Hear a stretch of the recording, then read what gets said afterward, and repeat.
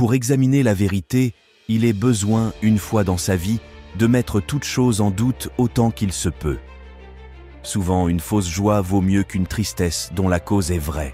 Le bon sens est la chose au monde la mieux partagée, car chacun pense en être bien pourvu. Ses propres mots ne valent rien que de n'être utiles à personne. Pour atteindre la vérité, il faut une fois dans sa vie se défaire de toutes opinions que l'on a reçues et reconstruire à nouveau, et dès le fondement le système de ses connaissances. Car ce n'est pas assez d'avoir l'esprit bon, mais le principal est de l'appliquer bien. Passion et passivité de l'âme et activité du corps. Si l'homme est libre, c'est Dieu qui ne l'est pas. Ainsi, les plus généreux ont coutume d'être les plus humbles. C'est proprement avoir les yeux fermés, sans tâcher jamais de les ouvrir, que de vivre sans philosopher.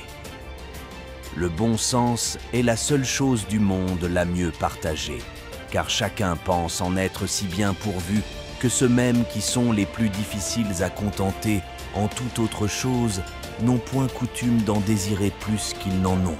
La parole a beaucoup plus de force pour persuader que l'écriture. La lecture de tous les bons livres est comme une conversation avec les plus honnêtes gens des siècles passés. Il n'y a personne qui ne désire se rendre heureux, mais plusieurs n'en savent pas le moyen. Les hommes, que les passions peuvent le plus émouvoir, sont capables de goûter le plus de douceur en cette vie.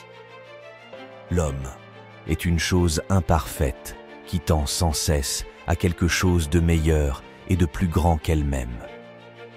Je suis comme un milieu entre Dieu et le néant. Je prends beaucoup plus de plaisir à m'instruire moi-même que non pas à mettre par écrit le peu que je sais. Toute science est une connaissance certaine et évidente. L'erreur, c'est seulement un défaut.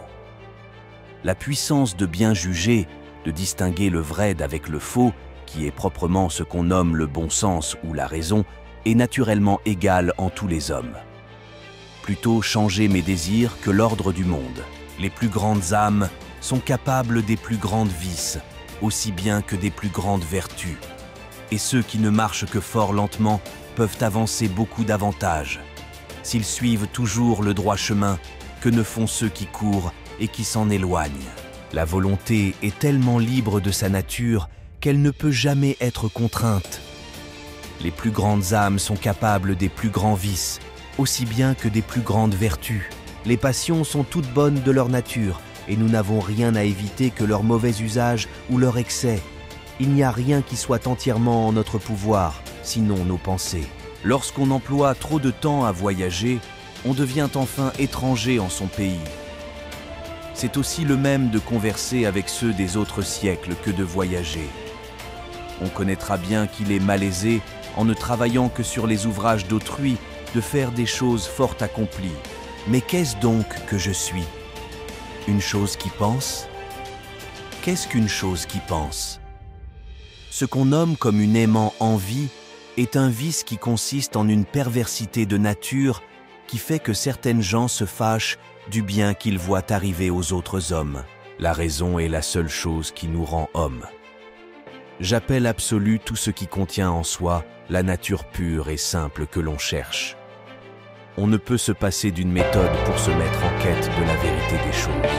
La pluralité des voies n'est pas une preuve pour les vérités malaisées à découvrir, tant il est bien plus vraisemblable qu'un homme seul les ait rencontrées que toutes